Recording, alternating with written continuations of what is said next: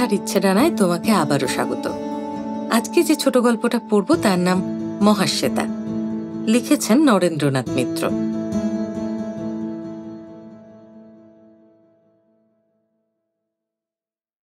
সদ্য চুনকাম করা দেওয়ালগুলি শুধু শুভ্রই নয়, শূন্য।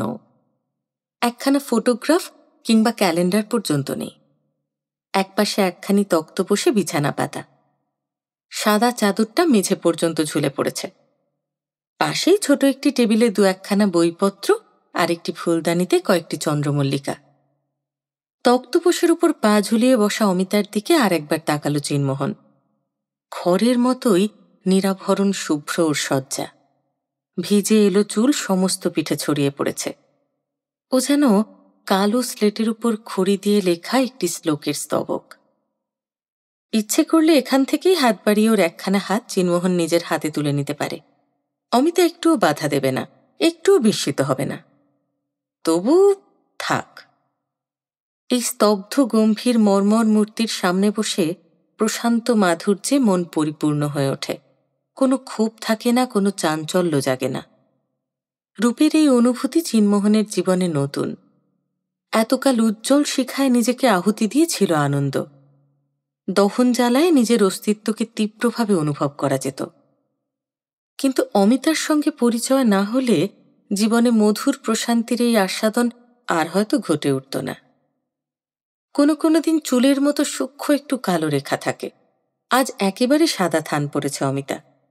তাতে গাম্ভীর্য যেন আরও গাঢ় হয়ে উঠেছে। রিক্ততার মধ্যেই যেন ওর ঐশ্বর্যের পূর্ণ প্রকাশ। একটু চুপ করে থেকে চিনমোহন ডাকল, শ্বেতা। বেশ আর পরিবেশের সঙ্গে মিলিয়ে ওর নাম দিয়েছে চিনমোহন মহাশ্বেতা।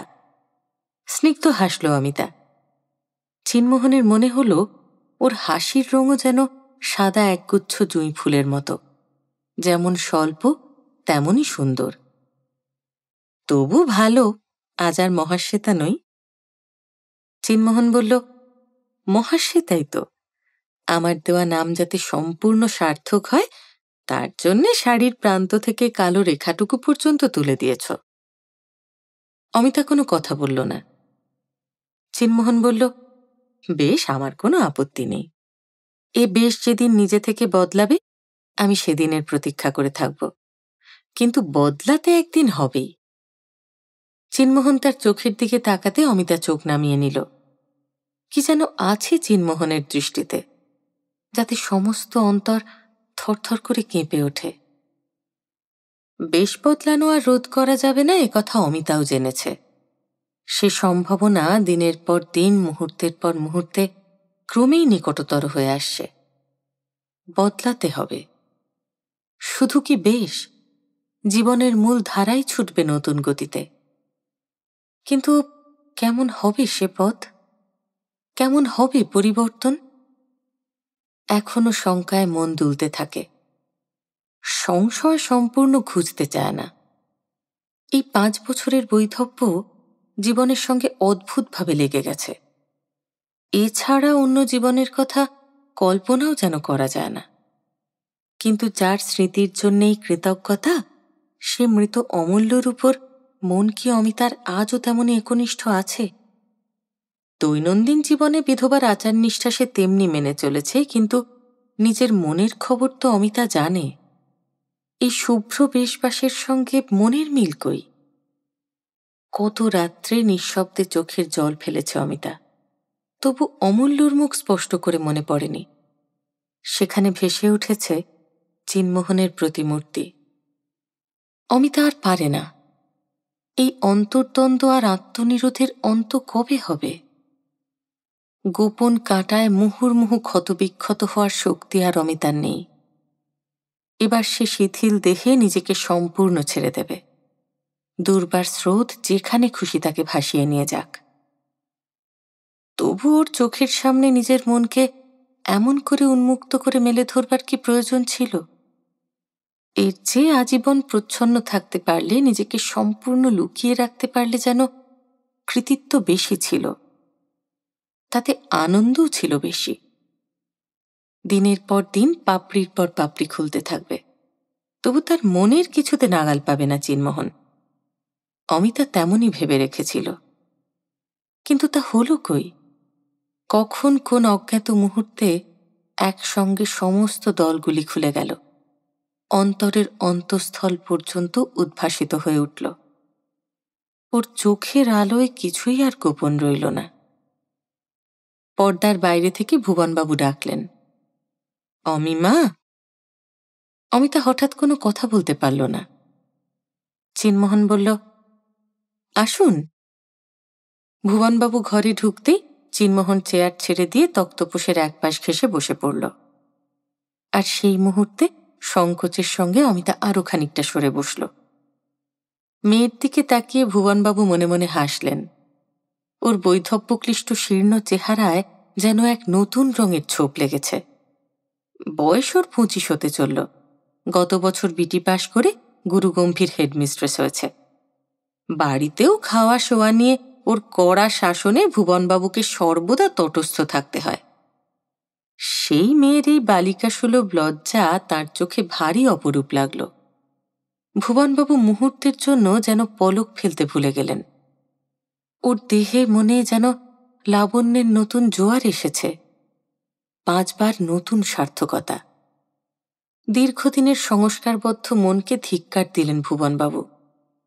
এই সম্ভাবনার কথা যদি তার আরও 4 বছর আগে মনে পড়ত, তাহলে এই ব্যর্থ কৃচ্ছ সাধনে ওর জীবনের এতগুলি দিন এমন করে নষ্ট হয়ে যেত না। কিছুক্ষণ চুপ করে থেকে চিন্মোহনের দিকে তাকিয়ে বললেন, একটা কথা নিশ্চিত করে জেনে নেওয়া দরকার চিন্মোহন, তোমরা দুজনেই বয়ঃপ্রাপ্ত। সে হিসেবে ভালো মন্দ সমস্ত বোঝাপড়া নিজেরাই করে নিতে পারো। মাঝখান থেকে আমার হস্তক্ষেপের অবশ্য কোনো প্রয়োজন নেই। চিন্মোহন বাধা দিয়ে বলল, না না, তা কেন? অভিভাবক হিসেবে নিশ্চয়ই আপনার অনেক কিছু জানবার থাকতে পারে। ভুবনবাবু হাসলেন, সে কথা থাক। নিতান্ত শুভাকাঙ্ক্ষী হিসেবেই কয়েকটা কথা স্পষ্ট বুঝে নিতে চাইছি, নতুন কিছু নয়। সেদিন তুমি যখন আমার কাছে কথাটা প্রস্তাব করেছিলে, তখন আমি যা জিজ্ঞাসা করেছিলাম তার জবাব তো এখনো পাইনি চিন্মোহন। চিন্মোহন বলল, হ্যাঁ, খোলাখুলিভাবেই আমি সকলের সঙ্গে আলোচনা করেছি। দাদা তো সম্পূর্ণ সমর্থনই করেন। অনেক করে বুঝিয়ে বলার পর মায়ের সম্মতিও শেষ পর্যন্ত পাওয়া গেছে। হয়তো সেটা তার সানন্দ সম্মতি নয়, কিন্তু এ ধরনের কিছু কিছু প্রতিকূলতার মুখোমুখি দাঁড়াবার শক্তি অমিতার আছে বলেই আমি জানি। যদি নাই পারেন তাতেই বা ক্ষতি কি? বর্তমান যুগের বিবাহটা ব্যক্তিগত, পরিবারগত নয়। ভুবনবাবু এবারও একটু মৃদু হাসলেন। সে কথা সত্য, কিন্তু পরিবার আর সমাজ, কয়েকজন জ্ঞাতিবন্ধু নিয়ে সে সমাজের গণ্ডি যত ছোটই হোক, তাকে অস্বীকার করা অত সহজ নয়। জীবনে কিসের যে কতটুকু প্রভাব, তার হিসেব কি খুব সহজ চিন্মোহন? ভুবনবাবুর কথার শেষের দিকটায় যেন একটু ক্লান্ত করুণ সুর বেজে উঠল। ইতিহাসটা চিন্মোহনের কিছু কিছু জানা। নিজের সম্পর্কিত পিস্তুত বোনকে বিয়ে করেছিলেন ভুবনবাবু। মাত্র এইটুকু অবৈধতায় পরিবারের সঙ্গে আজীবন তাদের বিচ্ছিন্ন থাকতে হয়েছে। সেই নিঃসঙ্গ রুক্ষতা তাদের দাম্পত্য জীবনকেও স্পর্শ করতে ছাড়েনি। চিন্মোহন চুপ করে রইল। কোনো কথা খুঁজে না পেয়ে অমিতা বলল, যাই বাবা, চা করে আনি। ভুবনবাবু সম্মতিসূচক ঘাড় নাড়লেন। সপ্তাহখানেক সময় নিয়েছিল অমিতা। সপ্তাহের শেষে আরও 1 সপ্তাহ সময় চাইল, কিন্তু অসহিষ্ণু চিন্মোহন মাথা নাড়ল।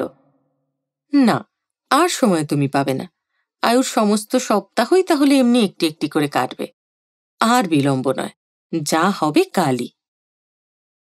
ওর এই অসহিষ্ণুতা মাঝে মাঝে বেশ লাগে অমিতার। আরও বেশি অসহিষ্ণু, বেশি রূঢ় যদি হয়ে উঠত চিন্মোহন, তাহলে অমিতার দায়িত্ব যেন আরও অনেক কমত।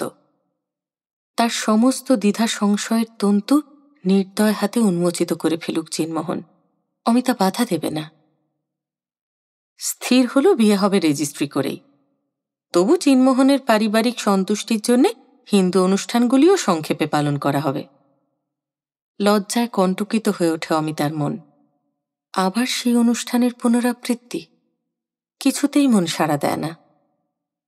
একটু চুপ করে অমিতা বলে, ওগুলি কি না করলেই নয়?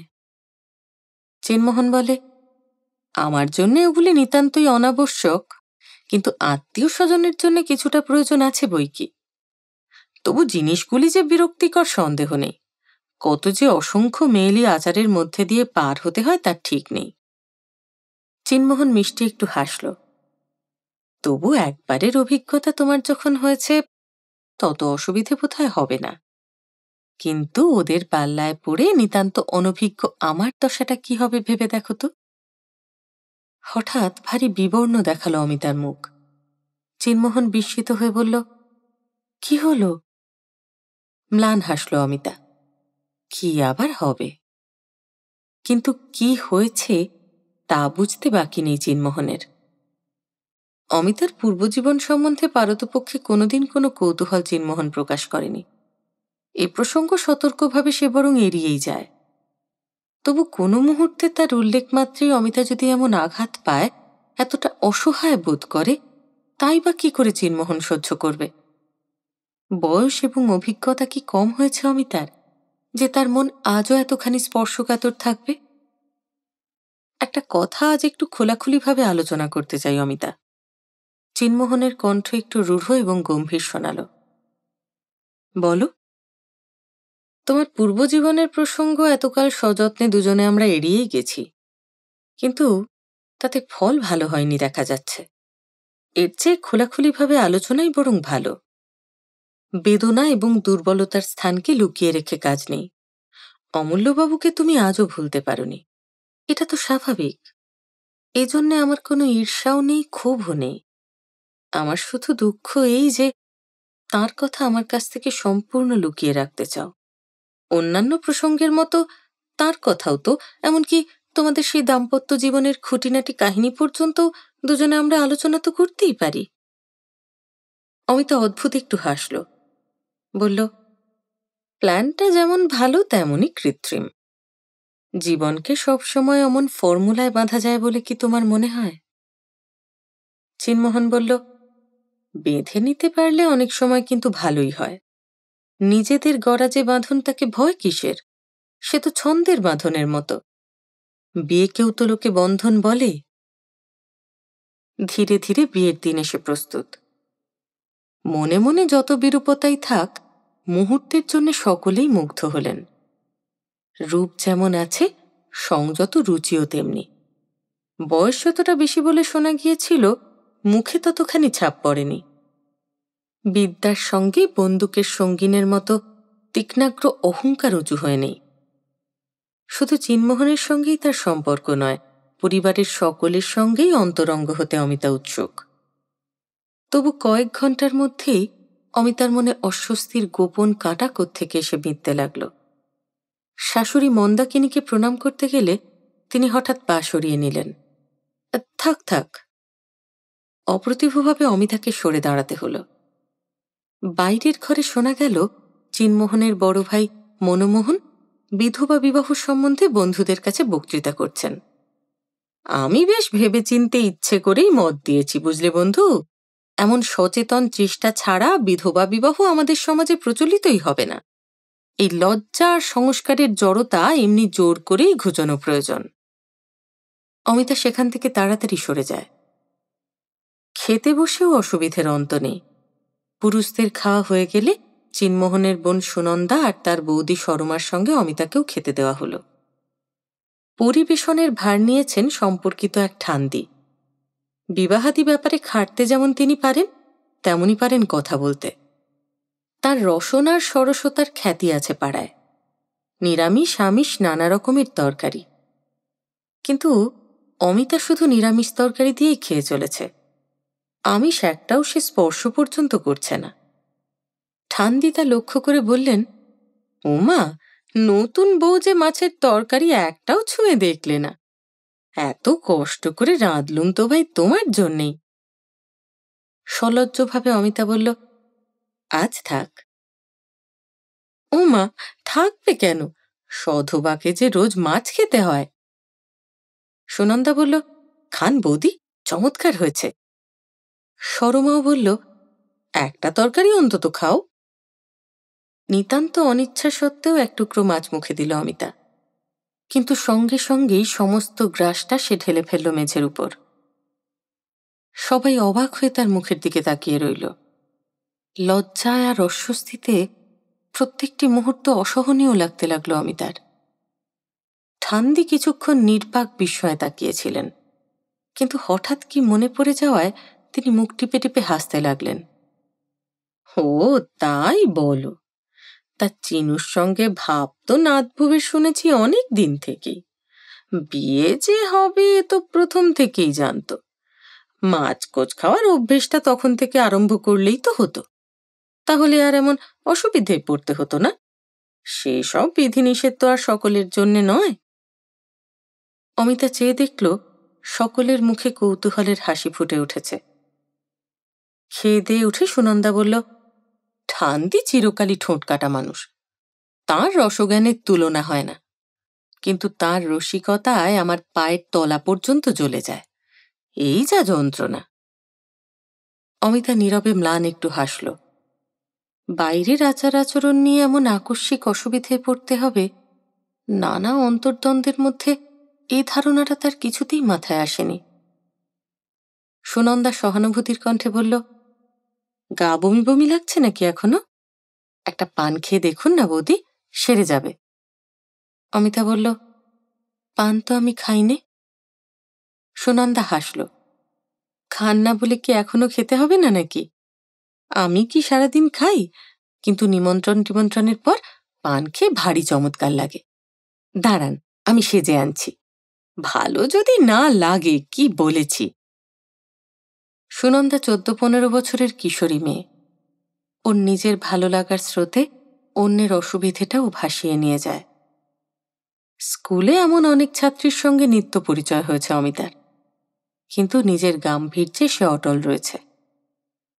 সারাদিনের মধ্যে চিন্মোহনের আর সাক্ষাৎ নেই।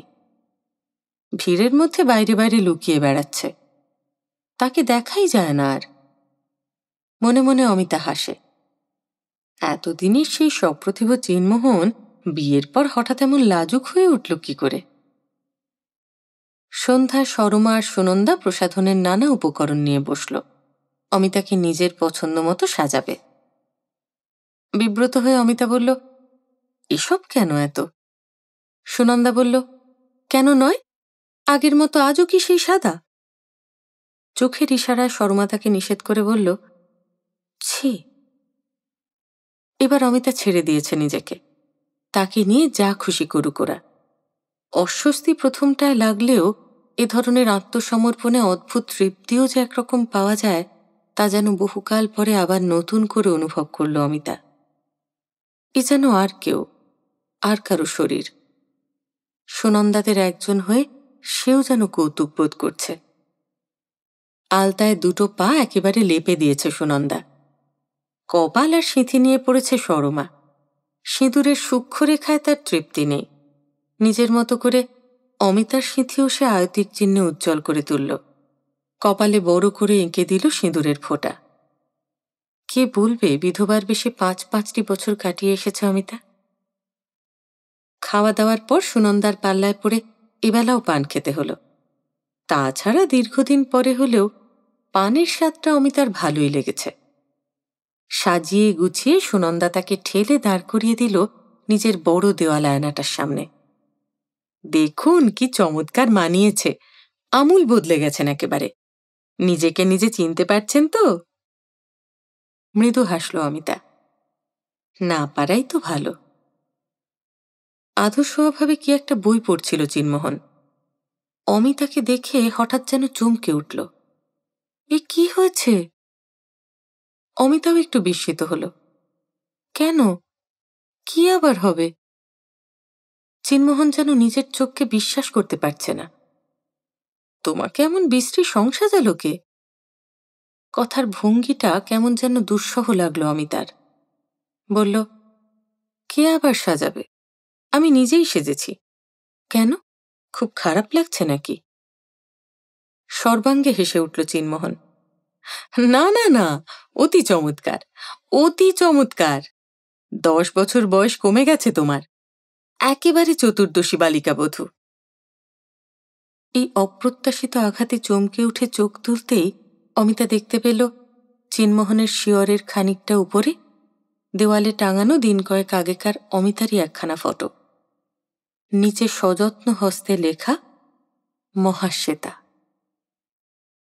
এই বিচিত্র বর্ণবাসের অন্তরালে তার মন মরুভূমির রিক্ততায় ধুধু করছে।